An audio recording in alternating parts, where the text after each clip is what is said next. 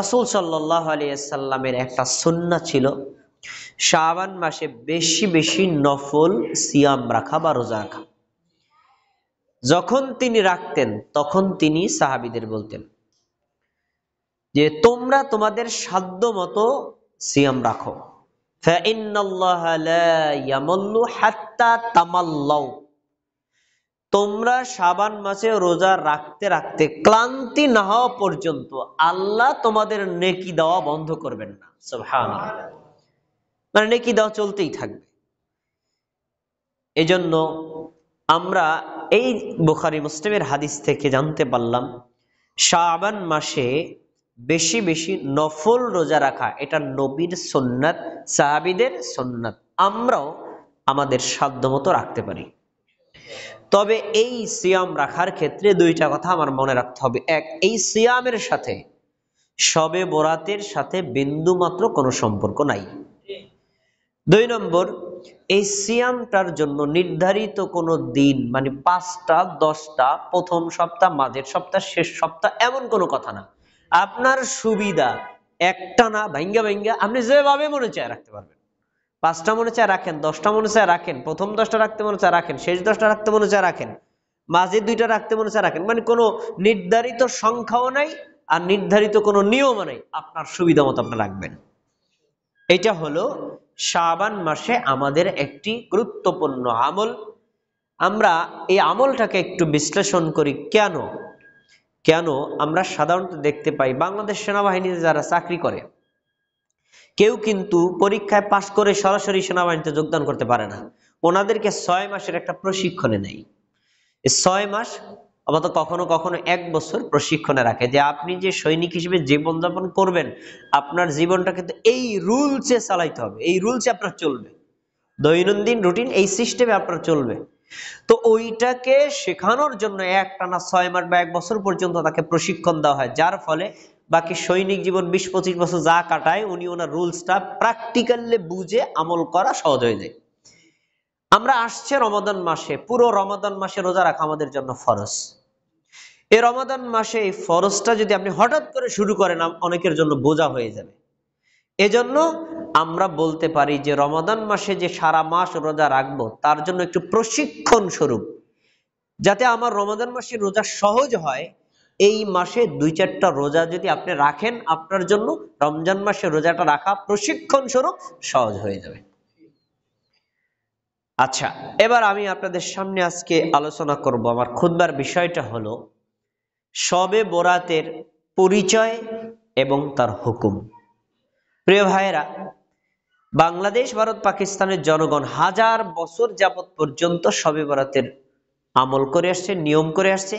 এই শবে বরাতকে নতুন করে পরিচয় দেওয়ার কোনো দরকার নেই, কারণ এটা আমভাবে সব মানুষই জানে, এমনকি হিন্দুরাও জানে শবে বরাতের কথা।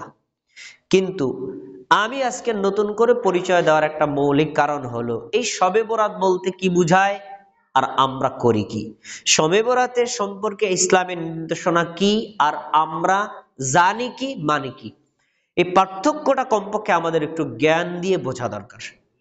প্রিয় ভাই, আসুন প্রথমে আমরা শবে বরাতের পরিচয় জানার চেষ্টা করি।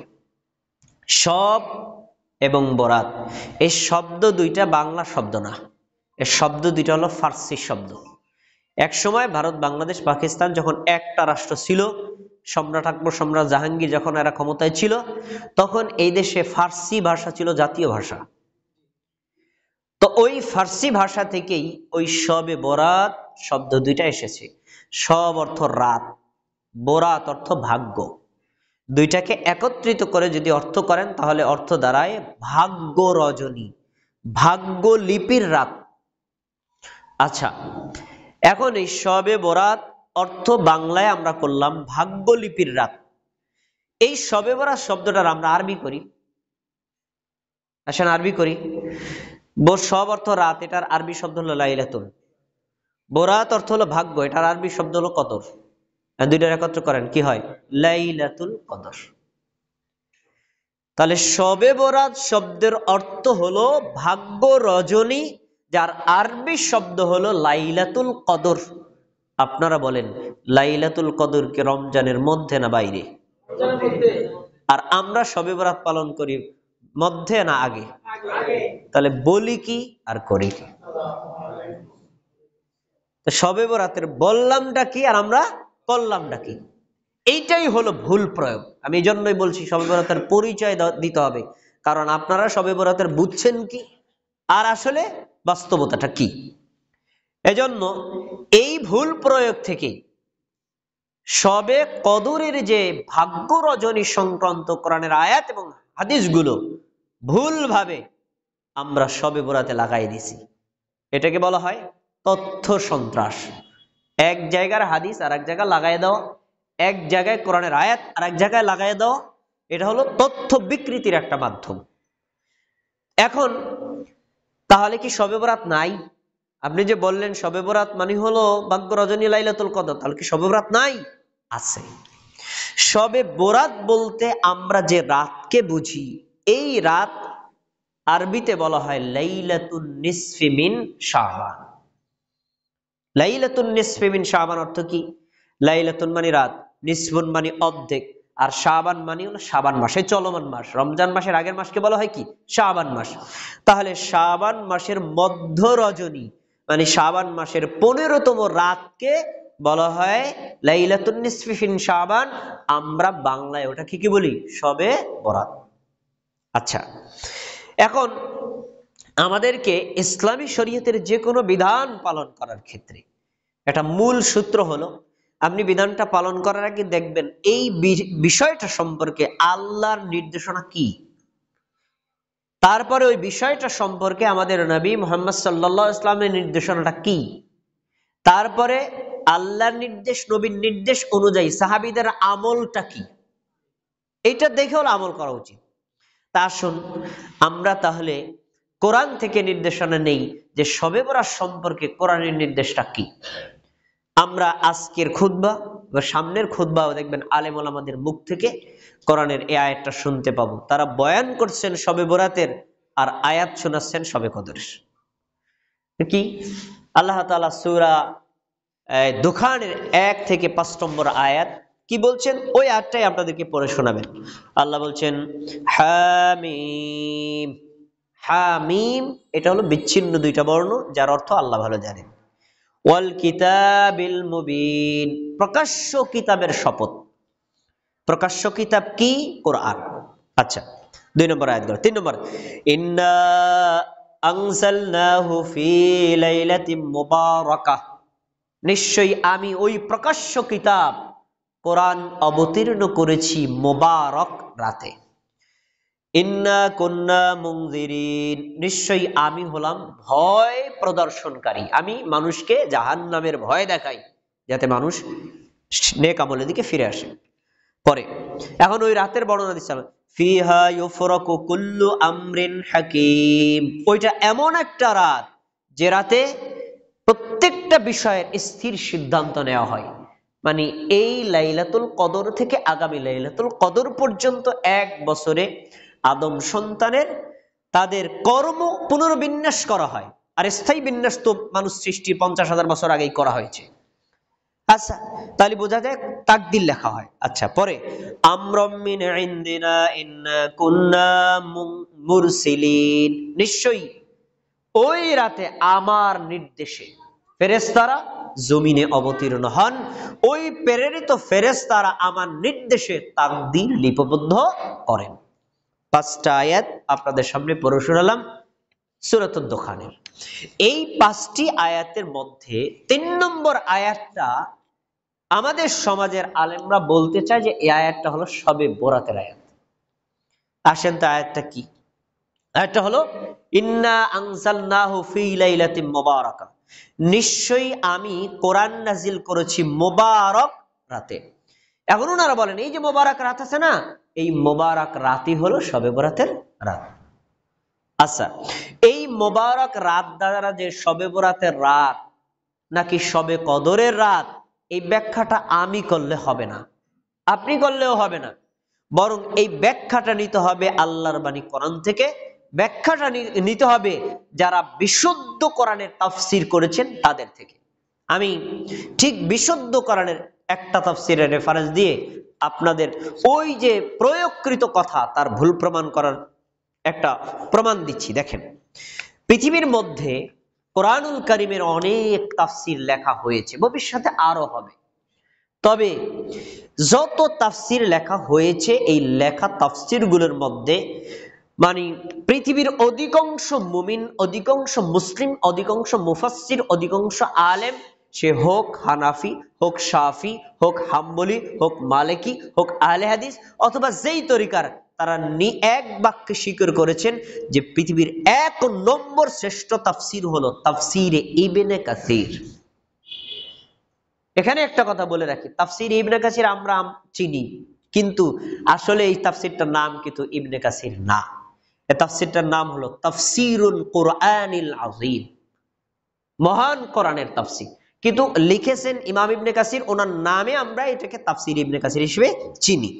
আচ্ছা, যাই হোক, এই যে ইবনে কাসির রাহিমাহুল্লাহ, তিনি তার তাফসীরে এই আয়াতের, সূরা দুখানের এই আয়াতের ব্যাখ্যা কিভাবে করেছেন দেখেন।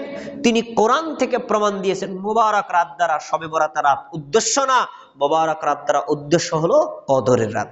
দেখেন, আমি আপনাকে হুবহু একেবারে ওনার কথাগুলো শোনাচ্ছি। কি বলছেন উনি? তিনি বলছেন, ইয়াকুলু তাআলা মুখবিরান আনিল কুরআনিল আযীম, মহান আল্লাহ মহান কোরআনের সংবাদ দিতে গিয়ে বলেছেন, কি বলেছেন? ইন্নাহু আনজালাহু ফি লাইলাতিন মুবারাকা, আল্লাহ কোরআন নাজিল করেছেন মোবারক রাতে। সূরা দুখার ৩ নম্বর আয়াত দ্বারা কি বুঝায়? কি আল্লাহ কোরআন নাজিল কোন রাতে? মোবারক রাতে। এখন দেখেন কি বলছেন, ওয়াহিয়া লাইলাতুল কদর, ওই মোবারক রাতটাই হলো কদরের রাত। তাহলে উনি কি মোবারক রাত দ্বারা কি শবে বরাতের রাত উদ্দেশ্য করেছেন না কদরের রাত? আচ্ছা, এখন উনি যে শবে বরাতের অর্থ না করে শবে কদরের অর্থ করলেন, ওনার কথাটা সত্য না মিথ্যা, ইনি এটা কোরআন থেকে প্রমাণ দিয়েছেন। প্রমাণটা কি দেখেন, কামা ক্বালা তাআলা, যেমন আল্লাহ তাআলা বলেছেন কি, ইন্না আনজালনাহু ফি লাইলাতিল কদর, নিশ্চয়ই আমি কোরআন নাজিল করেছি কদরের রাতে। সূরা কদর ১ নম্বর আয়াত। আচ্ছা, এখন দুইটা আয়াত একত্র করেন। সূরা দুখানের ৩ নম্বর আয়াতে বলা হয়েছে আমি নাজিল করেছি মোবারক রাতে, আর সূরা কদরের ১ নম্বর আয়াতে বলেছেন আমি নাজিল করেছি কদরের রাতে। তাহলে একটা রাতের কয়টা নাম হয়ে গেল? দুইটা নাম, কদর আর মুবারক। তার মানে রাত ১, নামটা ২, রাত ১, বৈশিষ্ট্য ২। আচ্ছা, এখন উনি আবার আরেকটা আয়াত দিচ্ছেন। কোন আয়াত দেখেন, সূরাতুল বাকারার ১৮৫ নম্বর আয়াতে আল্লাহ কি বলছেন, ওয়াকানা যালিকা ফি শাহরি রমাদান, ওই যে কদরের রাত, ওই যে মোবারক রাত, এই রাতটা হলো রমাদান মাসের মধ্যে। আল্লাহ বলেছেন কি, শাহরু রমাদানাল্লাযী উনজিলা ফীহিল কুরআন, রমাদান মাস হলো এমন একটা মাস যা আমি যেই মাসের মধ্যে আমি কোরআন নাজিল করেছি।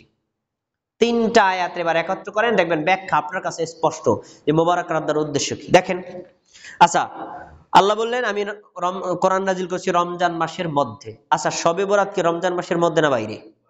তাইলে বাদ পড়ে গেল, কোরআন নাজিল হয়েছে কোন মাসে? রমজান মাসের মধ্যে। আচ্ছা, এরপরে বলেছেন আমি নাজিল করেছি কদরের রাতে। এখন কদর কি রমজানের মধ্যে না বাইরে? মধ্যে। আবার বলেছেন আমি নাজিল করেছি মোবারক রাতে। তাহলে মোবারক রাত আর ওইখানে বললো কদরের রাত, এই রাত দুটা কি ভিতরে না বাইরে? ভিতরে। তাহলে কোরআনের আয়াত ৩টা একত্র করলে স্পষ্ট বোঝা যায় যে মোবারক রাত দ্বারা উদ্দেশ্য লাইলাতুন নিসফে মিন শাবান, শবে বরাতের রাত নয়, উদ্দেশ্য হলো কদরের রাত। আমি এতক্ষণ কি বুঝাইছি আপনাদেরকে জানেন? বুঝাইছি যেই আয়াতটা শবে বরাতের প্রমাণ হিসেবে পেশ করা হয়, প্রকৃতপক্ষে তা শবে বরাতের আয়াত নয়, বরং সেটা হলো কদরের আয়াত। আচ্ছা, এখন কোরআনুল কারিমে মোট ৬,২৩৬টি আয়াত আছে। এই ৬,২৩৬টি আয়াতের মধ্যে একটি আয়াত ব্যতীত ৬,২৩৫টি আয়াতের ব্যাপারে পৃথিবীর সবাই একমত। কোথাও এই ৬,২৩৫টা আয়াতের মধ্যে লাইলাতুল নিসফে মিন শাবানের কোনো কথা নাই, শবে বরাতের কোনো কথা নাই। একটা আয়াতের কথা আমাদের দেশের আলেমরা ভুল বুঝে কদরের আয়াতকে বলে দেন কিসের? শবে বরাতের আয়াত হিসেবে। এইটার ব্যাখ্যা আমি তাফসীরে ইবনে কাসির থেকে দিলাম। এটা ভুল, যে এই আয়াত সম্পর্কে যে বলা হচ্ছে এটা শবে বরাতের আয়াত, প্রকৃতপক্ষে এটা হলো কদরের আয়াত। আচ্ছা, এখন আমরা এক বাক্যে বলবো কোরআনের A to Z, top to bottom, শুরু থেকে শেষ কোন জায়গাতে আল্লাহ লাইলাতুন নিসফি মিন শাবান সম্পর্কে কোনো কথা বলেননি। বুঝতে পারছেন? তাহলে কোরআনের কোথাও শবে বরাতের কোনো বক্তব্য, কোনো নির্দেশনা, কোনো নিয়ম, কোনো কথা, কোনো তথ্য কোথাও নাই। এই যে কোরআনে কোনো জায়গাতে নাই, এটাই প্রমাণিত হয় যে শবে বরাত আসলে ইসলামী শরীয়তের গুরুত্বপূর্ণ কোনো বিষয় না। যদি গুরুত্বপূর্ণ কোনো বিষয় হতো, আরে আল্লাহ কোরআনের একটা শব্দে হলেও উল্লেখ করতেন। গেল কোরআন। এবার আমরা যাব হাদিস থেকে। হাদিসে কোন জায়গাতে, কোন কোন কিতাবে, কোন কোন হাদিসে কি বলা হয়েছে, হাদিসগুলো সম্পর্কে কি মন্তব্য, আমরা একটু জানার চেষ্টা করব। প্রথম কথা হলো, ইসলামী শরীয়তের কোনো বিধান আমল করার আগে মুমিনের দায়িত্ব জানা যে আমি আমলটা করি তার দলিল কি। এটা হলো আপনার নিজের দায়িত্ব। আপনি একটা আমল করতেছেন না, এই আমলটা তো করতেছি, এটা কোরআনে কোথায় আছে, হাদিসে কোথায় আছে, এটা জানা আপনার দায়িত্ব। জানার পরে আপনার আরেকটা গুরুত্বপূর্ণ দায়িত্ব হলো, এই যে দলিলটা আপনি জানলেন, এই দলিলটাকে সহি না জয়ীফ না জাল, সঠিক না ভুল, আপনি যেভাবে করছেন সাহাবীগণ কি এভাবে করেছেন কিনা, এটার তদন্ত করা আপনার জন্য আরেকটা দায়িত্ব। এখন লাইলাতুন নিসফি মিন শাবান, শবে বরাত সম্পর্কে হাদিস আছে।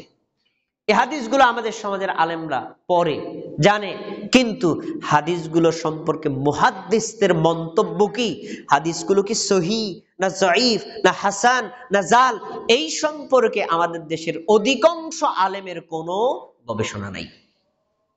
তারা কি করেছেন, একটা কিতাব থেকে তারা বিভ্রান্ত হয়েছেন। মিশকাতুল মাসাবি একটা হাদিসের কিতাব। মিশকাতুল মাসাবি এটা কওমি মাদ্রাসায় মিশকাত ক্লাসে পড়ানো হয়, আলিয়া মাদ্রাসায় নবম দশম শ্রেণীতে পড়ানো হয়। এখন এই মিশকাতুল মাসাবি এই প্রণেতা, উনি তার কিতাবের মধ্যে শবে বরাত সম্পর্কে 4টা হাদিস উল্লেখ করেছেন।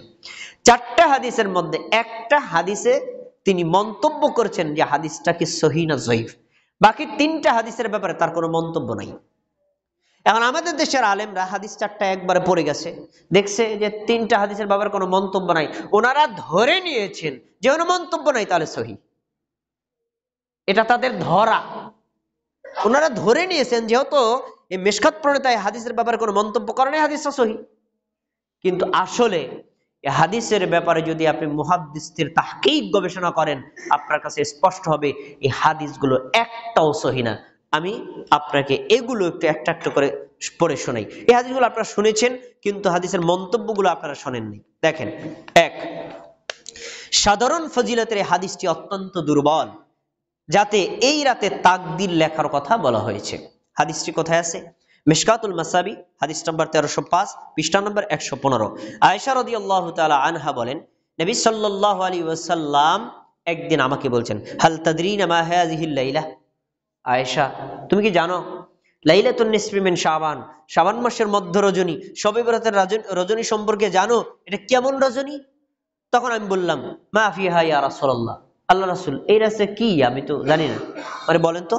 তিনি বলছেন, ফিহা আইয়াকতুবা কুল্লু মাউলুদিন মিন বানি আদম, এই শবে বরাতের রাতে, লাইলাতুন নিসফি মিন শাবানের রাতে সকল আদম সন্তানদের তালিকা লেখা হয় যারা এবছর জন্ম নিবে, মানে তাকদীর। পরে অফিহা আইয়াকতুবু কুল্লু হালিকুম মিন বানি আদম ফি হাযিহিস সানা, এবং এই বছরে যত মানুষ মারা যাবে আদম সন্তান, তাদের নামের তালিকা করা হয় এই রাতে, তার মানে তাকদীর লেখা হয়। আচ্ছা, অফিহা তুরফাউ আমালুহুম অফিহা তুনজালু আরসাকুহুম, এবং এই রাতে 1 বছরের আমল বান্দার আল্লাহর কাছে উঠানো হয়, 1 বছরের রিজিক আল্লাহর পক্ষ থেকে অবতরণ করা হয়। 4টা জিনিস পেলাম, মৃত্যু ব্যক্তিদের তালিকা লেখা, জীবিত জন্ম গ্রহণকৃত ব্যক্তিদের তালিকা লেখা, আমল উঠানো, রিজিক অবতীর্ণ করা। এই 4টাই কিন্তু তাকদীরের অংশ। তার মানে হাদিস প্রমাণ করে কি, যে শবে বরাতের রাতে তাকদীর লেখা হয়, তাই না? হাদিস আপনাদেরকে এই পর্যন্ত পড়ার পর আর হুজুরের কোনো মন্তব্য নাই, এত শেষ। কিন্তু এবার মুহাদ্দিসদের মন্তব্য শুনেন। এখন মিশকাত পড়তে বলছেন, রাওয়াহুল বাইহাকি ফিদ দাওয়াতিল কাবীর, ইমাম বাইহাকি একটা কিতাব লিখছেন, বইটার নাম হলো দাওয়াতুল কাবীর। তিনি এই হাদিসটা ওই কিতাবে উল্লেখ করেছেন কিন্তু হাদিসটা হলো দাঈফুন, হাদিসের সনদটা হলো দুর্বল। হাদিস সহিহ না। সহিহ না মানে কি, এই হাদিসটার যে কথা বলা হয়েছে এ কথাটা বাস্তবসম্মত না। কারণ এখানে যে তাকদীর লেখার কথা বলা হয়েছে, আসলে তাকদীর লেখা হয় কদরের রাতে, শবে বরাতের রাতে তাকদীর লেখা হয় না। আচ্ছা, একটা হাদিস আপনাদের কাছে গেল, হাদিসটা সম্পর্কে মন্তব্য শুনলেন। এবার যান 2 নম্বর। সাধারণ ফজিলতের এই হাদিসটি দুর্বল, যাতে বলা হয়েছে কালব গোত্রের ছাগলের পশম পরিমাণ ক্ষমার কথা উল্লেখ করা আছে। কি দেখেন, এটাও উল্লেখ আছে তিরমিজি হাদিস নম্বর 739, মেশকাত এবং ইবনে মাজাহ হাদিসটা উল্লেখ করা আছে। দেখেন, আয়েশা রাদিয়াল্লাহু তাআলা আনহা বলেন, ফাকাতু রাসূলুল্লাহ সাল্লাল্লাহু আলাইহি ওয়াসাল্লাম লাইলাতান, এক রাতে আল্লাহ রাসূল আমার ঘরে শুয়েছিলেন। অর্ধেক রাতে ঘুম থেকে উঠে দেখে নবী আমার ঘরে নাই, আমার পাশে শোয়া ছিলেন নাই তিনি। আমি তাকে তালাশ করতে বের হয়ে গেলাম। আমি বের হয়ে আমার কক্ষ থেকে একটু দূরেই বাকি কবরস্থান, সেখানে গেলাম। দেখলাম ওখানে নবী সাল্লাল্লাহু আলাইহি ওয়াসাল্লাম দাঁড়িয়ে আছেন, কবর জিয়ারত করছেন।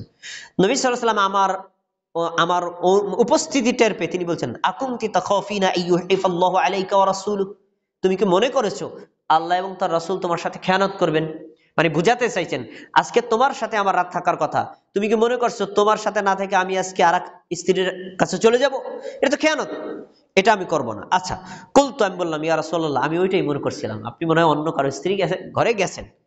এখন শোনেন, বলছেন, শোনো, ইন্নাল্লাহা আযজা ওয়া জাল্লা ইয়ানজিলু লাইলাতান নিসফি মিন শাবান ইলা সামাঈদ দুনিয়া, আজকে হলো শাবান মাসের 15তম রাত, শবে বরাতের রাত। এই রাতে আল্লাহ দুনিয়ার আসমানে নেমে আসেন। আচ্ছা, তারপরে বলেন, ফায়াগফিরুলি আকসারি মিন আদাদি শাআরি গনামি কালব, কালব গোত্রের যত ছাগল আছে, ছাগলের গায়ে যত পশম আছে, এক একটা পশম এক একজন বান্দা, এভাবে যত পশম হয় তত পরিমাণ বান্দাকে আল্লাহ ক্ষমা করেন। এটা বললেন কে? আমাদের নবী। কাকে? তার স্ত্রীকে। আচ্ছা, আপনাদের এই হাদিস শোনা আছে, কারণ শবে বরাতের রাতে হুজুরের কাছে গেলেন এই হাদিস পাইবেন বলছে, কিন্তু হাদিসটা বলার পরে আর কিছু বলে নাই, ওখানে শেষ। পরে দেখেন কি বলছেন, এই হাদিসটা উল্লেখ করার পরে ইমাম তিরমিজি বলছেন, ক্বালা আবু ঈসা, ইমাম তিরমিজি বলেন, হাদিসুন আয়েশা লা না'রিফু ইল্লা মিন হাদাল ওয়াজহু মিন হাদিসে হাজ্জাজ। এই যে আয়েশা কর্তৃক বর্ণিত হাদিসটা উল্লেখ করা হলো, হাজ্জাজ থেকে ব্যতীত অন্য কোন সনদে আমরা এই হাদিসটা পাইনি। তার মানে হাদিস সনদ একটা। পরে কি বলছেন, সামিআতু মুহাম্মাদান ইউদাইফু হাদাল হাদিস। ইমাম তিরমিজির ওস্তাদ ইমাম বুখারী, ইমাম তিরমিজি বলছেন, আমি আমার ওস্তাদ ইমাম বুখারীকে জিজ্ঞেস করেছিলাম এই হাদিসটা সম্পর্কে আপনার মন্তব্য কি? আপনি তো আমিরুল মুমিনিন ফিল হাদিস, মুহাদ্দিস জগতের শিরোমণি, আপনার গবেষণা তো উচ্চমানের, এই হাদিসটা সম্পর্কে আপনার মন্তব্য কি বলেন? তখন ইমাম বুখারী বলেছেন, ইউদাইফু হাযাল হাদিস, হাদিসটা হলো বানানো। তাহলে হাদিসটা ঠিকই হুজুর আপনারা শোনাবে, কিন্তু হাদিস সম্পর্কে মুহাদ্দিসদের মন্তব্য বলবে না। এজন্য হাদিসটা জানার পরে হাদিস আপনাকে জানতে হবে সহিহ কিনা, সহিহ হলে বিশ্বাস করবেন, আমল করবেন, জয়ীফ আর মাউযু হলে তার উপর আমল করা যাবে না। ইমাম বুখারী স্পষ্ট উল্লেখ করলেন, ইমাম তিরমিজি স্পষ্ট উল্লেখ করলেন, এটা হলো বানোয়াট হাদিস। তাহলে বানোয়াট হাদিসের উপর আমল করবেন কিভাবে? এ আমল করা যাবে না। তা কেন? ইমাম বুখারীকে জোর করে বললেই হবে না। ইমাম বুখারী কারণ ব্যাখ্যা করেছেন, শোনো, ওয়াকাল আল বুখারী ইয়াহইয়া লাম ইয়াসমা মিন উরওয়া ওয়াল হাজ্জাজ লাম ইয়াসমা মিন ইয়াহইয়া। এখানে দুইজন ব্যক্তির কথা বলা হয়েছে, আমি অমুকের থেকে শুনেছি, আমি অমুকের থেকে শুনেছি, আমি তদন্ত করে দেখেছি, ওরা না শুনেই বলেছে অমুকের থেকে শুনেছে, আসলে শুনে নাই। তাহলে বানোয়াট, গ্রহণযোগ্য না। আচ্ছা, গেল 2টা হাদিস। এবার 3 নম্বর, সাধারণ ফজিলতের হাদিসটি অত্যন্ত দুর্বল, যাতে এই রাতের নফল সালাত এবং শবে বরাতের দিনের বেলায় রোজা রাখার কথা বলা হয়েছে। আমাদের সমাজে দেখবেন শবে বরাতের রাতে নফল সালাত আদায় করা হয় এবং ওই রাত চলে গেলে তারপরে দিনের বেলায় রোজা রাখা হয়। কিসের উপর ভিত্তি করে? এই হাদিসটার উপর ভিত্তি করে। এই হাদিস আপনাকে শবে বরাতের রাতে হুজুর শোনাবে, কিন্তু হাদিসটা সম্পর্কে মুহাদ্দিসটা কি বলেছেন এটা আপনারে পিড়াইলেও শোনাবে না। দেখেন, আনা আলিয়্যিন ক্বালা রাসূলুল্লাহ সাল্লাল্লাহু আলাইহি ওয়াসাল্লাম, আলী রাদিয়াল্লাহু তাআলা আনহু বলেন, রাসূল সাল্লাল্লাহু আলাইহি ওয়াসাল্লাম বলেন, ইযা কানাত লাইলাতুন নিসফি মিন শাবান ফাকুমু লাইলাহা ওয়া সুমু নাহারাহা। শোনো, শাবান মাসের মধ্য রজনী মানে 15তম রাত, শবে বরাতের রাত যখন আসে তখন তোমরা ওই রাতের নফল সালাত আদায় করো। আচ্ছা, ওয়া সুমু নাহারাহা, দিনের বেলায় রোজা রাখো। তার মানে শবে বরাতের রাতের নফল নামাজের নির্দেশ পাওয়া গেল, দিনের বেলা রোজা রাখার নির্দেশ পাওয়া গেল। আচ্ছা, বলছেন কেন? কারণ কি? শোনো, ফাইন্নাল্লাহা ইয়ানজিলু ফিহা লিগুরুবিশ শামস, এটা এমন এক রাত যে রাতে আল্লাহ তাআলা দুনিয়ার আসমানে নেমে আসেন। আচ্ছা, আসার পরে তিনি মানুষদেরকে ডাকেন, যে আলা মিন মুস্তাগফিরিন লি ফাগফিরলা, কেউ কি আছো আমার কাছে ক্ষমা চাওয়ার, ক্ষমা চাও আমি ক্ষমা করে দিব। আলা মিন মুস্তারজিকিন ফারুজুকা, কেউ কি আছো রিজিক চাওয়ার, আমার কাছে রিজিক চাও আমি রিজিক দিব। আলা মিন মুবতালিন, কেউ কি আছো বিপদগ্রস্ত, আমার কাছে বিপদ থেকে উদ্ধার চাও, ফাউআফি, আমি বিপদ থেকে উদ্ধার করব। আচ্ছা, আলা কাজা হাত্তা ইয়াতুলি আল ফাজর, এরকম বলতে বলতে ফজর হয়ে যায়। তাহলে এই হাদিস এই পর্যন্ত আপনাকে আলেমরা শোনাবে। কি বোঝা গেল? যে এই রাতে আল্লাহ দুনিয়ার আসমানে নেমে আসেন, বান্দাকে ক্ষমা করেন, বান্দাকে রিজিক দেন, বান্দাকে বিপদ থেকে উদ্ধার করেন। এই পর্যন্ত বলার পরে বলবেন তাহলে আজকে ফজিলতের রাত, আপনারা বেশি বেশি আল্লাহর কাছে দোয়া করেন, ক্ষমা চান, বেশি বেশি রিজিক চান, বেশি বেশি বিপদ থেকে উদ্ধার চান, আজকে বেশি বেশি ইবাদত করেন। হুজুর এটা বলবে, কিন্তু এই হাদিসটা সম্পর্কে মুহাদ্দিসরা কি বলছে এটা বলবে না। এখন শোনেন মুহাদ্দিসদের মন্তব্য। মুহাদ্দিসরা কি বলছেন এই হাদিসটা সম্পর্কে। এই হাদিসটি উল্লেখ করার পরে ইমাম ইবনে মাজাহ বলেছেন যে ফিজ যাওয়াইদি ইসনাদুহু দাঈফুন, এই হাদিসটি উল্লেখ করা আছে মাজমাউ যাওয়ায়েদ নামে একটা হাদিসের কিতাবে, কিন্তু এই হাদিসটার সনদটা হলো দুর্বল। ইসনাদুহু দাঈফুন, হাদিসের সনদটা দুর্বল। বলছেন কেন দুর্বল? লিদুফি আব্দুল্লাহ ইবনে লাহিয়া, এই হাদিসের বর্ণনাকারীদের মধ্যে একজন ব্যক্তির নাম আছে আব্দুল্লাহ ইবনে লাহিয়া। মুহাদ্দিসরা একমত যে এই আব্দুল্লাহ ইবনে লাহিয়া কর্তৃক বর্ণিত হাদিস সহিহ নয়, হাদিসটা দুর্বল। তাহলে যদি হাদিসটা দুর্বল হয় তাহলে গ্রহণযোগ্য না। এরপরে দেখেন এই চার মাযহাবের একজন বড় মাযহাবের এক ইমাম, ইমাম আহমদ বিন হাম্বল, তার সমকালীন একজন বড় মুহাদ্দিস ইহইয়া ইবনে মাঈন, তারা দুইজনে কি বলেছেন? ক্বালা, কি বলেছেন? ফিহি আহমদ ইবনে হাম্বলিন ওয়া ইবনে মাঈন ইয়াদাউল হাদিস। চার মাযহাবের এক মাযহাবের ইমাম, ইমাম আহমদ বিন হাম্বল এবং তার সমকালীন যুগে ইয়াহইয়া ইবনে মাঈন, দুইজন মুহাদ্দিস বলেছেন এই হাদিসটা হলো বানানো, এটা নবীও বলে নাই, সাহাবীরাও বলে নাই। তাহলে বানানো হাদিসের উপর আমল করা কি জায়েজ? তা আপনার হাদিসটা শুনাইছে, ফজিলত বুঝাইছে, কিন্তু হাদিস সম্পর্কে মুহাদ্দিসটা কি বলেছে তা বলে নাই, আপনি তো আমল শুরু করে দিয়েছেন। আচ্ছা, এই হাদিসটা কি হলো? দাঈফুন জিদ্দান আও মাওদুউন, এই হাদিসটা হলো বানোয়াট। অতএব এই বানোয়াট হাদিসের উপর ভিত্তি করে শবে বরাতের রাতে কোনো নফল সালাত আদায় করা যাবে না, শবে বরাতের দিনে কোনো নফল রোজাও রাখা যাবে না। হাদিস তো সহিহ না, আপনি আমল করবেন কিভাবে? আচ্ছা, এবার একটা কথা, আমাদের দেশের সাধারণ মানুষের একটা নেচার হলো যেই কাজ বারবার আসে এটার প্রতি গুরুত্ব কম, বা যেটা অনেকদিন পর হয় এটার গুরুত্বটা বেশি। শবে বরাত আসে বছরে কয়দিন? একদিন। আর আপনি এই শবে বরাতটাকে এত গুরুত্ব দিয়ে আমল করেন, অথচ আপনি যদি শবে বরাতের ফজিলাত নিতে চান, আপনার জন্য শবে বরাতের ফজিলাত প্রত্যেক রাতে 365টা রাত। হাদিস সহিহ, দেখেন সহিহ মুসলিম হাদিস নাম্বার 1809। আবু হুরায়রা রাদিয়াল্লাহু তাআলা আনহু বলেন, রাসূল সাল্লাল্লাহু আলাইহি ওয়াসাল্লাম বলেছেন, ক্বালা ইন্না ইয়ানজিলুল্লাহ তাআলা ইলা সামাঈদ দুনিয়া কুল্লা লাইলাতিন হিনা ইয়ামদি সুলুসুল লাইলিল আউয়াল। আল্লাহ রাব্বুল আলামিন প্রত্যেক রাতে, খেয়াল করেন এটা কিন্তু বছরে এক রাত না, কোন রাতে? প্রত্যেক রাতে আল্লাহ তাআলা রাতটাকে তিন ভাগে ভাগ করার করে প্রথম এক ভাগ চলে যাওয়ার পর দ্বিতীয় মানে যে দুই ভাগে আল্লাহ দুনিয়ার আসমানে নেমে আসেন। হাদিস কিন্তু শতভাগ সহিহ। প্রত্যেক রাতে আসার পরে ইয়াকুলু, আল্লাহ দুনিয়ার আসমানে নেমে এসে বলতে থাকেন, আনাল মালিক আনাল মালিক, আমি রাজা, আমি বাদশা, আমি হলাম শাহানশাহ, আমার চাইতে বাদশা আর কে? আমি রাজা, আমি বাদশা, নিজের গৌরব আল্লাহ প্রকাশ করেন। তারপরে বলেন, মান যাল্লাযী ইয়াদউনি, কে আছে আমার কাছে দোয়া করবার? করো দোয়া, ফাস্তাজিব লাহ, আমি তোমার দোয়া কবুল করব। আচ্ছা, মান যাল্লাযী ইয়াসআলুনি, কে আছে আমার কাছে দোয়া করবা, কে আছে আমার কাছে কিছু চাইবা, চাও আমার কাছে, তাহলে ফাউতিয়াহু, আমি তোমার চাওয়াটাকে পূরণ করে দেব। সুবহানাল্লাহ। তার বলছেন, মান যাল্লাযী ইস্তাগফিরুনি, কে আছো আমার কাছে ক্ষমা প্রার্থনা করবার, ক্ষমা চাও, ফাগফিরলা, আমি তাকে ক্ষমা করে দিব। দেখেন এই হাদিসে পাওয়া গেল প্রত্যেক রাতে, বছরের প্রত্যেকটা রাতেই তিন ভাগের প্রথম ভাগ চলে যাওয়ার পর দ্বিতীয় যে দুই ভাগে আল্লাহ তাআলা পৃথিবীর আসমানে নেমে এসে বান্দাকে বলতে থাকেন, কে আছে আমার কাছে দোয়া করো, দোয়া করো আমি কবুল করব। কে আছে আমার কাছে চাওয়ার, চাও আমি তোমাকে দিয়ে দেব। কে আছে আমার কাছে ক্ষমা চাওয়ার, আমার কাছে ক্ষমা চাও আমি তাকে ক্ষমা করব। তাহলে শবে বরাতের অফার প্রত্যেক রাতে আছে না নেই? আছে। প্রত্যেক রাতেই তো আছে, কয়জনে পালন করেন? অথচ সারা বছরে নামাজ পড়ুক আর না পড়ুক, শবে বরাতের রাতে যায় নামাজটা দুইয়া তারপরে তসবিটা হাতে লইয়া সুগন্ধি মাখাই হাতে মসজিদে রওনা দিছে। আরে বেটা, এই অফার তো তোর প্রত্যেক রাতেই। সহিহ হাদিসে প্রত্যেক রাতের কথা বলা হয়েছে, গুরুত্ব নাই। আর জয়ীফ হাদিস, জাল হাদিসে বছরে একটা রাতের কথা বলা হয়েছে, এর জন্য কি গুরুত্ব? তারপরে কতক্ষণ চলে আল্লাহর এই অফার? বলছেন ফালা ইয়াজালু কাযালিকা হাত্তা ইউদি আল ফজর, সেই যে রাত থেকে শুরু হয় ফজর উদিত হওয়া পর্যন্ত আল্লাহ বান্দাকে এভাবে ডাকতেই থাকেন। অতএব আপনি যদি শবে বরাত পালন করতে চান, আরে ভাই বছরে এক রাতের দরকার নেই, আপনার জন্য প্রত্যেকটা রাতেই হলো শবে বরাত। আচ্ছা, এবার আসুন আমি আপনাদের 3টে হাদিস শোনাইলাম এই শবে বরাত সম্পর্কে এবং মুহাদ্দিসদের মন্তব্য শোনাইলাম। একটা হাদিস, এই হাদিসটা আমাদের দেশের আলেমরা খুব গলায় জোর দিয়ে বলে, একটা কারণ আছে।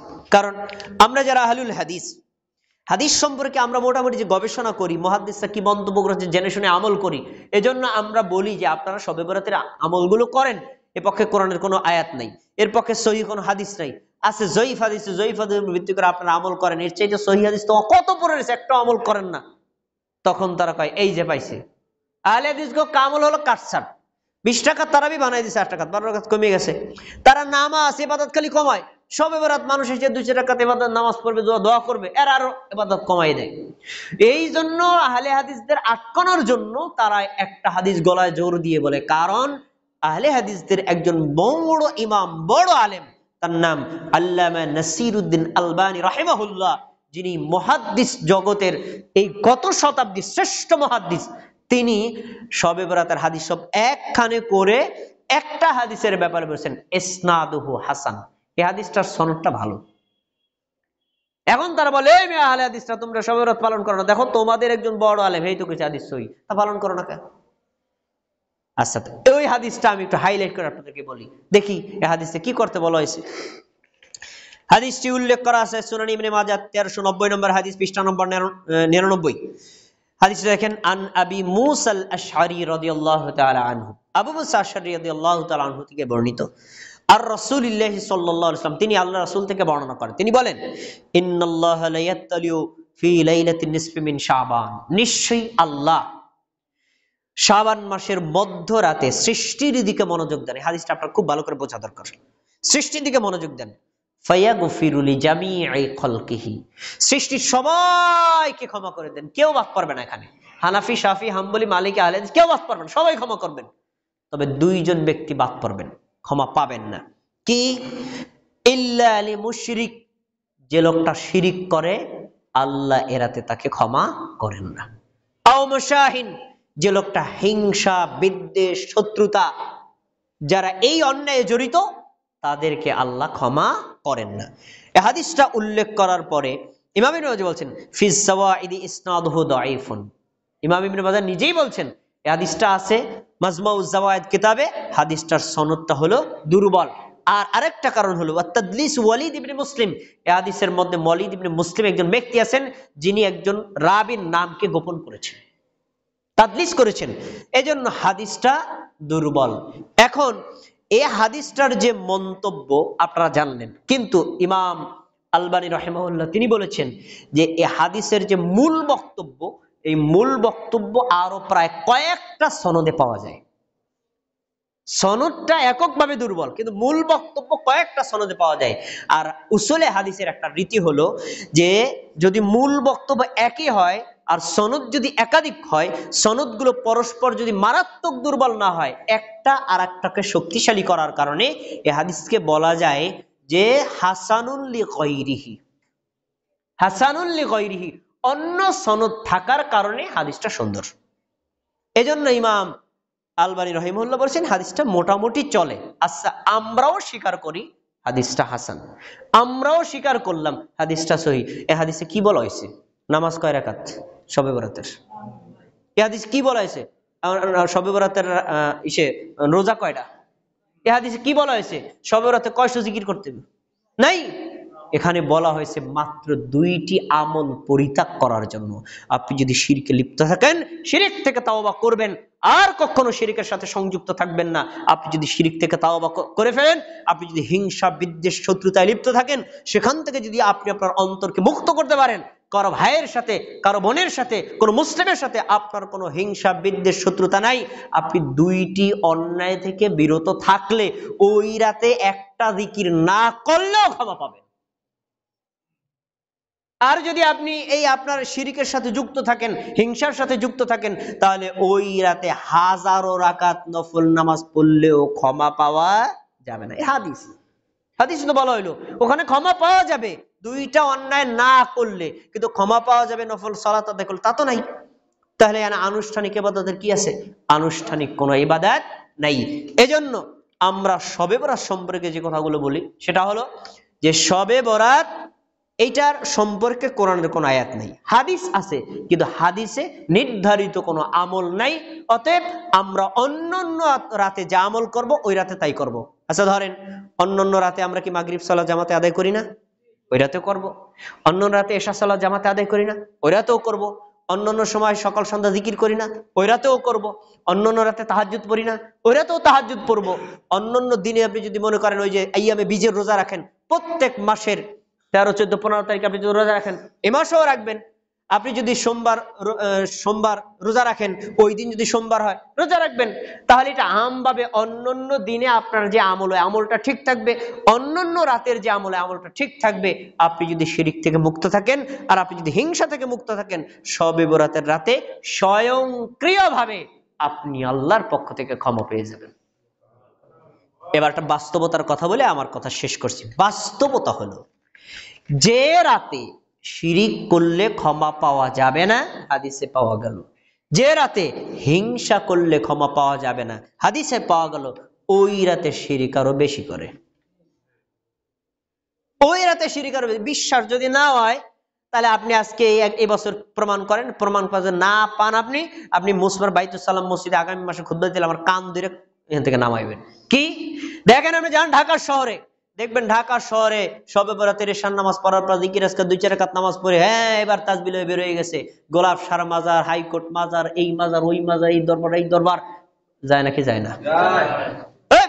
এই যে মাজারে গমন করা, মাজারে গিয়ে ইবাদত করা, মাজারে গিয়ে দান করা, মাজারে গিয়ে দান সদকা করা, মাজারে গিয়ে ইবাদতের কোনো কিছু প্রার্থনা করা, এগুলো কি শিরক নয়? তাহলে যেই রাতে শিরক করলে ক্ষমা করা হবে না, বান্দা ওই রাতে শিরক আরো বেশি করে। জাতি কোন দিকে রয়েছে? ওই যে রাসূল সাল্লাল্লাহু আলাইহি ওয়াসাল্লাম বলছেন, কোন মানে মুসলিম পুরুষ যদি টাকনুর নিচে পোশাক পরে তাহলে ওই অংশটুকু জাহান্নামে যাবে। নারী কি করবে? নারী কি টাকনুর নিচের অংশ খোলা রাখবে না ঢাকা রাখবে? আর পুরুষ খোলা রাখবে। আপনি যান শরীয়তপুর জেলার মার্কেটে যান, যাই দেখবেন পুরুষের যে কটা আছে 100 জনের মধ্যে 99 জন ওর প্যান্টের হলো টাকনুর নিচে, আর নারীদেরকে দেখবেন 100 জনের মধ্যে আছে 80 জন টাকনু খোলা। শয়তান কিভাবে আমাদেরকে মানে বিকৃত করেছে! শয়তান যা মানে আল্লাহ যা বলেছেন তার বিপরীত করায় জাহান্নামে নিচ্ছে। শবে বরাতের রাতে শিরক করলে ক্ষমা পাওয়া যাবে না, ওই রাতে শিরক আরো বেশি করে। এজন্য আপনি যদি ওই রাতে ক্ষমা পেতে চান, আপনাকে অন্যায় কাজ থেকে বেরিয়ে আসতে হবে। আলোচনার প্রেক্ষাপটে আমি বাংলাদেশের, ভারত, পাকিস্তানে এই 3টা রাষ্ট্রে এই রাত কেন্দ্রিক যে বিদআত গুলো হয়, যা নাই কোরআনে, যা নাই হাদিসে, আমি তার একটা তালিকা আপনার সামনে পেশ করছি। 14টি তালিকা আমি আমার গবেষণার আলোকে পেয়েছি। দেখেন, 1, ভালো ভালো খাবার তৈরি করে খাওয়া, আর এতে সারা বছর ভালো খাবার খাওয়া যাবে বলে বিশ্বাস করা। এটা আমাদের সমাজে অনেকেরই প্রচলিত আছে। আর অন্য রাতে মুরগি ঠিকঠাক রান্না নেই, ওই রাতে গরু গোশত রান্না হয়ে গেছে। কেন? আজকে তাকদীরের রাত, আজকে যদি ভালো খাও তাহলে সারা বছর ভালো খাওয়া যাবে। এটা কি বিদআত? কোরআন হাদিসে কোথাও নাই। 2 নম্বর, হালুয়া রুটি তৈরি করে খাওয়া, বিতরণ করা, এতে কোনো নেক আছে বলে বিশ্বাস করা। এখন কমছে, আগে ছিল না কি ছিল না? আমি যে কত রুটি আর হালুয়া খাইছি। ইমাম ছিলাম, মুসল্লিরা সব পাঠাই দিত, ইমাম সব খান। আরে ভাই, খাওয়ার কারণে পেট গেছে বইয়া, ইবাদত করব কেমনে? এই যে ওই রাতে হালুয়া তৈরি করে রুটি তৈরি করলে নেকি হবে, কল্যাণ হবে, বিশ্বাস করা, এটা বিদআত, কোরআন হাদিসে নাই। 3 নম্বর, এ রাতের ইবাদতের উদ্দেশ্যে গোসল করা, এতে কোনো নেক আছে বলে বিশ্বাস করা, এটি একটি বেদাত। এই বেদাত আমি নিজেও আমল করছি, আল্লাহ আমাকে ক্ষমা করুক। কেমনে আমল করছি? মকসুদুল মুমিনিন নামে একটা বই আছে না, ও বইটা পড়ছি। শবে বরাতের বিবরণ পড়ে দেখলাম যে উনি উল্লেখ করছে শবে বরাতের রাতে ইবাদতের উদ্দেশ্যে কেউ যদি গোসল করে, তাহলে গোসল করলে ওনার যতটুকু পানি লাগবে, 1 ফোঁটা পানি 700 রাকাত নফল নামাজের নেকি। তা আমি বলছি কি রে ভাই, সারা রাত তো 100 রাকাত পড়তে পারবো না, তো গোসলটা যদি শীত হয় কষ্ট করে করিয়ে ফেলাই, তাহলে 1 ফোঁটা পানিতে যদি আমি 700 রাকাত নফল নামাজের নেকি পাই, তো ওই রাতে যদি 2 বালতি পানি ঢালাই যায়, তাহলে আর ইবাদত করা লাগে আর কি, নেকি তো পেয়ে গেছি। কিন্তু এই কথার দলিল কোরআনেও নাই, হাদিসেও নাই। বিনা দলিলে যে আমলগুলো করা হয় এটা বিদআত। আমাদের অনেকেই এরকম করে, একবার প্রচন্ড শীত সবরতার মানে সন্ধ্যার আগে গোসল করে, কেন? নেকি আছে, বিদআত। তারপরে 4 নম্বর, এ রাতে তাকদীর লেখা হয় বলে বিশ্বাস করা। শোনেন, শবে কদর রাতে তাকদীর লেখা হয়, কোরআন দ্বারা প্রমাণিত, হাদিস দ্বারা প্রমাণিত। শবে বরাতের রাতে তাকদীর লেখা হয় না, বিশ্বাস করলে এটা বিদআত হবে। 5 নম্বর, এ রাতে মৃত মানুষের রূহ আগমন করে বলে বিশ্বাস করা। অনেক সমাজে এটা প্রচলিত আছে, শবে বরাতের রাতে আমার বাপ দাদা যারা মারা গেছেন, তারা এই রাতে এসে রূহ এসে বলতে থাকে, আমার নাতি নাতকুররা কবরে আমি কষ্ট পাইতেছি, মল্লিক আজকে একটু দান সদকা করবি না? এজন্য শবে বরাতের রাতে ভিক্ষুকদের একেবারে পকেট ভর্তি, ওই বেশি বেশি দান করলে কল্যাণ হয়। এটি হলো দান করলে তো নাকি হবে সাধারণভাবে যে কোনো সময়, কিন্তু ওই রাতে করলে স্পেশাল নাকি হবে, এটি বিদআত। তারপরে 6 নম্বর, এ রাতে কবর বা মাজার জিয়ারত করা। একটু আগে যেটা বলে আসলাম, এই রাত উপলক্ষে কোনো কবর বা মাজার জিয়ারত করা যাবে না। আপনি আপনার বাবার, আপনি আপনার দাদার, আপনার আত্মীয় স্বজনের কবর জিয়ারত করা 24 ঘন্টা আপনার জন্য উন্মুক্ত, দিনক্ষণ নাই, যখন মনে হচ্ছে তখন জিয়ারত করবেন, কিন্তু এই রাতে করলে নাকি হবে, এটা বিদআত। তারপরে 7, এ রাতের ফজিলাতে মিথ্যা কিসসা কাহিনী, জাল জয়ীফ হাদিস বর্ণনা করা। আমি তো জাল জয়ীফ হাদিস বর্ণনা করছি, কিন্তু সনদের মন্তব্যগুলো বলে দিচ্ছি। হুজুর এই হাদিসগুলো বলে, কিন্তু মন্তব্য বলে না। এজন্য জাল হাদিস বলার সময় বলতে হবে হাদিসটা জাল, এর উপর আমল করা হারাম, এই হাদিসটা জয়ীফ, এই হাদিসের উপর আমল করা যাবে না, এভাবে বর্ণনা করা যাবে। কিন্তু আপনি কোনো মন্তব্য বলবেন না, সাধারণ মানুষ তো মনে করবে সহিহ হাদিস, আমল শুরু করবে, এভাবে বলা যাবে না। তারপরে 8 নম্বর হলো ইবাদত করার জন্য মসজিদে একত্রিত হওয়া, সারা রাত নফল ইবাদতে মগ্ন হওয়া। শোনেন, মসজিদ তৈরি করা হয়েছে ফরজ সালাত জামাতের সাথে আদায় করার জন্য, নফল সালাতের জন্য মসজিদ না, নফল সালাতের জন্য বাড়ির ঘর। তবে কেউ যদি মসজিদে পড়ে জায়েজ, মসজিদে নফল ইবাদত জায়েজ, কিন্তু উত্তম হলো নিজের ঘর। রাসূল সাল্লাল্লাহু আলাইহি ওয়াসাল্লাম বলছেন, আরে বেটা, তোর ঘরটাকে তুই কবর বানাইস না, কবরে যেও কোনো সময় নামাজ পড়ে না, জিকির করে না, কোরআন তেলাওয়াত করে না, তুই যদি সব ইবাদত মসজিদেই করস, তা তোর ঘর তো কবর হয়ে যাবে। এজন্য ফরজ সালাত জামাত আমরা মসজিদে পড়বো, নফল সুন্নাত গুলো ঘরে পড়ার চেষ্টা করবো। আপনি যদি শবে বরাতের ইবাদত করতেই চান, এটা তো নফল, আপনি মসজিদে আসছেন কি লিগা? ঘরে করেন। নফল ইবাদত গুলো সম্মিলিত ভাবে করা এটি সুন্নাহ সম্মত না। তারপরে এই রাত উপলক্ষে কোরআন খতম করা, মিলাদ পড়ানো, কিয়াম করা এবং সম্মিলিত দোয়া মোনাজাত করা হয় না আমাদের মসজিদে, এগুলো বিদআত। তারপরে এই রাতে নফল কোনো সালাত বা যিকির আজকার করা। এই রাত উপলক্ষে নফল কোনো সালাত নাই, এই রাত উপলক্ষে নফল কোনো যিকির আজকারও নাই। আমাদের দেশের হুজুরদেরকে আমি জিজ্ঞেস করছি, তারা কয় ভাই আমি মুসল্লিরা আইছেন কি কম, এমনি 12 রাকাত পড়েন, কয় একটা খাবার তো দিতে হইবে, যদি কই পড়া লাগবে না তবে এমনি হারা বছর কি আছেন আপনি, এখন কর পড়া লাগবে না, এই জন্য 12 রাকাত পড়েন। পড়ছে হুজুর, কয়শো দোয়া পড়েন? 600 দোয়া পড়েন। পড়ছি হুজুর, পড়া তো শেষ, তাই সবাই মিলে একটু মোনাজাত করে নি, যার যার বাড়িতে রওনা দিছে। আইসেন কি আর করতে তো হবে, তারা নিজেরাও জানে এর কোনো অস্তিত্ব নাই। শবে বরাত উপলক্ষে 12 রাকাত নামাজ পড়তে হবে, 600 জিকির করতে হবে, কোরআন হাদিসে কোথাও উল্লেখ করা হয়নি। তারপরে 11, এই দিনের নফল সিয়াম পালন করা। শবে বরাত উপলক্ষে কোনো নফল সিয়াম পালন করা যাবে না। আপনি আইয়ামে বীজের রোজা রাখতেছেন, রাখেন, সাধারণ কোনো রোজা রাখেন, আপনি সোমবার দিন রোজা রাখার করা, যদি শবে বরাত সোমবার পরে আপনি রাখেন, কোনো সমস্যা নাই, কিন্তু শবে বরাত উপলক্ষে কোনো নফল সিয়াম রাখা যাবে না। তারপরে মিষ্টি বিতরণ করা, খিচুড়ি রান্না করে খাওয়া, এই দিন তো একদম আয়োজন প্রত্যেক মসজিদে, এগুলো করা যাবে না। তারপরে সহিহ হাদিসে যা বলা হয়েছে তা বাদ দিয়ে নিজেদের মন গড়া আমল করা। সহিহ হাদিস 2টা কথা বলা হয়েছে, 1 শিরিক থেকে তাওবা করবেন, 2 আপনি হিংসা থেকে তাওবা করবেন। 2টা পাপ থেকে বেঁচে থাকলে যদি শবে বরাতের নামও যদি নাও শোনেন, আল্লাহ আপনাকে ক্ষমা করে দিবেন। এরপর 14 হলো আতশবাজি ফুটানো এবং এই রাত উপলক্ষে সরকারি বেসরকারি ছুটি ঘোষণা করা। নাই বাংলাদেশে? হয়তো মানে ইবাদত করার জন্য ছুটি দিয়ে দিচ্ছে, আজকে দিনের বেলা ঘুমাও, রাতে ইবাদত করো, অথচ তার কোনো অস্তিত্ব নাই। সবশেষ আপনাদের একটা প্রশ্ন থাকতে পারে, প্রশ্নের উত্তরটা দিয়ে আমার কথা শেষ করছি। আপনার এই হাদিসগুলো, আপনার তাফসিরগুলো, আপনার আয়াতগুলো আমরা বিশ্বাস করছি, মানলাম, কিন্তু আপনি তো ছোট মানুষ, আপনার ওস্তাদেরও বড় ওস্তাদ, আপনার মতো হাজারো ছাত্র শিক্ষকের বড় শিক্ষকিনী, বড় বড় আলেমরা যেগুলো করে আসছে, তাহলে আর পাইলো কোথায়? আরে কিভাবে করে? পাওয়ার একটা সিলসিলা তো অবশ্যই আছে। কি দেখেন, এই শবে বরাত বর্তমানে বাংলাদেশ, ভারত, পাকিস্তানে যেভাবে চলছে, এটার উৎপত্তি বাংলাদেশে হয়নি, এটা হয়েছে হলো ফিলিস্তিনের বাইতুল মাকদিস মসজিদ থেকে। দেখেন, শবে বরাতের বর্তমান প্রচলিত রূপ রাসূল সাল্লাল্লাহু আলাইহি ওয়াসাল্লাম, সাহাবী এবং তাবিঈদের জামানায় ছিল না। সাহাবীদের জামানায় এই রাতটি ছিল শিরিক থেকে তাওবা, হিংসা থেকে তাওবা, আর কোনো আমল তারা করতেন না। শিরিক করব না আর হিংসা কখনো করব না।